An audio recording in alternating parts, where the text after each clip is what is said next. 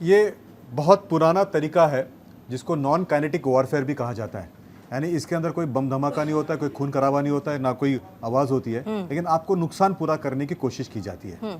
सत्य, अर्धसत्य, माना व सत्य व झूठ, इसका सहारा इसके अंदर लिया जाता है। और ये करने वाले दो लोग होते हैं, एक विदेशी ताकतें होती है और दूसरा आता है जिसे कहा जाता है एनिमीज विद इन। ये दोनों मिलकर करते हैं। करने का कारण क्या होता है? तो स्वार्थ होता है। विदेशी ताकतें का स्वार्थ ये होता है कि आपके अंदर जो मैन्युफैक्चरिंग हो रही है, आपके यहाँ पे जो इंडस्ट्री बन रही है, उसको रोका जाए, आपकी प्रगति को रोका जाए, आपका नाम बदनाम किया जाए। और आपके जो एनिमीज विद इन होते हैं उनके कई कारण होते हैं। एक कारण हो सकता है कि वो सत्ता में आना चाहता है, तो इसलिए सत्ताधारी पक्ष को बदनाम करने की कोशिश करे। दो हो सकता है कि उसे कहीं से फंडिंग मिली होती है, पैसा मिला होता है, उसका कोई हित होता है। और तीसरा, कई बार ये फिलोसॉफी के लिए भी किया जाता है। लेकिन ये जो विशेष कारण होता है, हमने देखा कि 2 बार हुआ है। दिल्ली में जब ट्रम्प साहब आ रहे थे तब भी दंगे कराने की कोशिश की गई, और अब जब G20 हो रहा है तब भी जानबूझकर इस तरह से अनारगल बका जा रहा है। ये करने के पीछे का 2 कारण है। एक, मोदी जी ने जो गत 9.5 साल में काम किया है उसको कम दिखाने की कोशिश, कम आंकने की कोशिश। 2, ये बताने की देखिए कितनी तकलीफ हो रही है, कहाँ पे ही है। लगता है कि ये जानबूझकर हिंदुस्तान को बदनाम करने के लिए, हिंदुस्तान ने जो पिछले 9 साल में प्रगति की है उसको कम आंकने के लिए। 2 दिन पहले ये जो आया था कि जीडीपी का जो ग्रोथ है वो 7.8% हुआ है, 7.8% हुआ, जबकि अमेरिका का और चाइना का बहुत कम हुआ है। इसके कहीं ना कहीं तो उनको दुखता होगा, कहीं ना कहीं तो तकलीफ होगी। इस तकलीफ को एनिमीज विद इन, देश के अंदर के जो दुश्मन है उनको साथ में लेकर ही विदेशी ताकत जो होते हैं वो करने की कोशिश करते हैं। मुझे लगता है कि राहुल जी ने समझ लेनी चाहिए। एक पुरानी पार्टी से है, हाँ ये हो सकता है कि आज उनका अस्तित्व बहुत डावाडोल है, लेकिन उन्होंने इस तरह से बातें नहीं करनी चाहिए थी। और ये इसको एक और चीज़ इंग्लिश में कहा जाता है व्हाइट मैन सिंड्रोम। ये जो बार बार विदेशी लोगों का जो सहारा लेते हैं, यानी एक न्यूज़पेपर का नाम लेते हैं जो विदेश में छपता है, वो अरविंद केजरीवाल जी है, वो भी बार बार न्यूयॉर्क टाइम्स का नाम लेते हैं। इनको हिंदुस्तान के कोई न्यूज़पेपर नहीं मिलता है क्या कि जिसके बारे में चर्चा करे, उसके चर्चा करने के लिए उनको कहीं मौका नहीं मिलता क्या? तो ये व्हाइट मैन सिंड्रोम है। विदेशी लोग ज़्यादा पसंद है, देशी लोग कम पसंद है।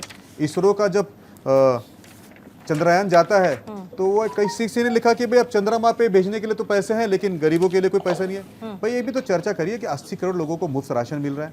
ये भी तो बात करिए कहीं पे कि भाई 9.5 करोड़ गैस सिलेंडर दिए गए और 75 लाख और 9 सिलेंडर दिए जाएंगे।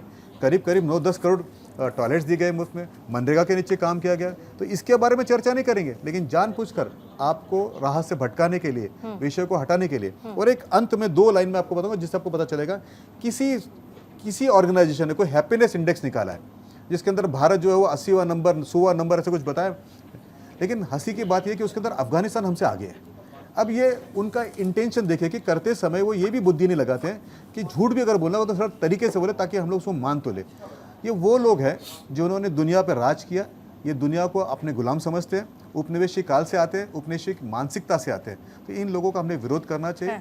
और राहुल गांधी जी जैसे व्यक्ति ने ये सोचना चाहिए कि देश में किसी प्रतिष्ठित व्यक्ति के बारे में, एक ऐसा इंडस्ट्री जो काम कर रहा है उसके बारे में जो वो चर्चा करते हैं, तो जवाबदारी से करना चाहिए। ठीक है। पहली बात है कि हिंदी में कहावत है, घर के जोगी जोगना और पराये पीर।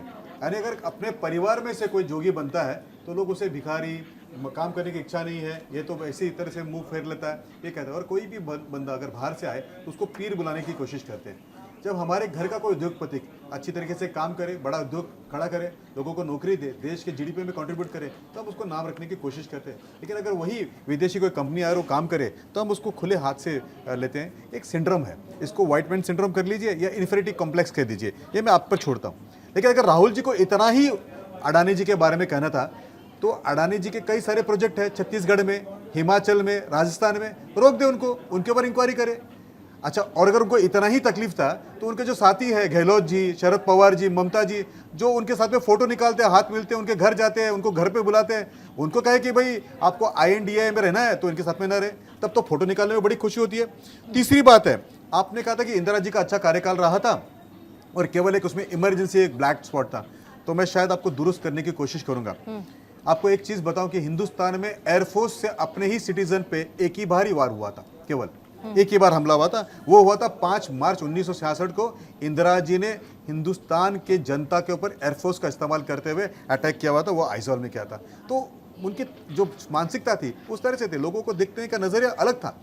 तो उसको हम कोई अच्छा नहीं मानेंगे। ये वो पार्टी है और ये वही राहुल गांधी जी है जो आर्मी के ऊपर भी डाउट करते हैं, सर्जिकल स्ट्राइक। अच्छा, वो तो पार्टी ने, उसके ऊपर तो कोई हिंडनबर्ग रिपोर्ट नहीं आई थी, तब उन्होंने क्यों कहा कि आर्मी जो है उन्होंने सर्जिकल स्ट्राइक किया नहीं। भोपाल गैस के आरोपियों के साथ देने वाले लोग और बोफोर्स में जो लोग इन्वॉल्व है, ये ऐसी पार्टी है, देश के डिफेंस से खेलने वाले लोग हैं और लोगों के ऊपर प्रश्न उठाते हैं। मैं आपकी बात को अगर जोड़ता हूं, ये जो विदेशी ताकत है उनके साथ में जो ये भारत के अंदर रहने वाले दुश्मन है, जो एनिमीज विद इन है, ये बहुत बड़ा हाथ है। यानी केवल बाहर के लोग नहीं है, ये अंदर जो बैठे हुए आपके दुश्मन है, ये जो एनिमीज विद इन है, उनके साथ लेके काम करते हैं। तो हमको उनसे कम खतरा है, ये एनिमीज विद इन से ज्यादा खतरा है।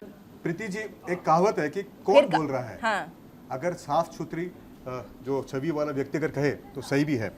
जो खुद बेल पर है, गलत एक केस में जो कन्विक्टेड है, जिनकी माताजी भी बेल पर है, जिनके जीजाजी भी बेल पर है, राहुल गांधी जी थोड़ा काम करे, कंट्रीब्यूट करे, तो शायद उनके कोई चांसेस भी बन सकते हैं कि कहीं ना कहीं से जीत जाए। लेकिन इस तरह से है ना, नहीं, लेकिन विनीत जी विपक्ष सवाल खड़े करेगा, उनका काम है सवाल, उनका मेन काम यही है सवाल वो करे और हमारी जीत को सुनिश्चित करे, वो करे और अपने को एक्सपोज करे, बड़ा अच्छा है। देश को और समाज को कभी दुर्जनों से खतरा नहीं होता है, उनको उन सज्जनों से खतरा होता है जो चुप रहते हैं। आज समय है कि सज्जनों को उठना पड़ेगा और जो देश के आंतरिक दुश्मन है, एनिमीज विद इन है, उनके खिलाफ खड़ा होना पड़ेगा।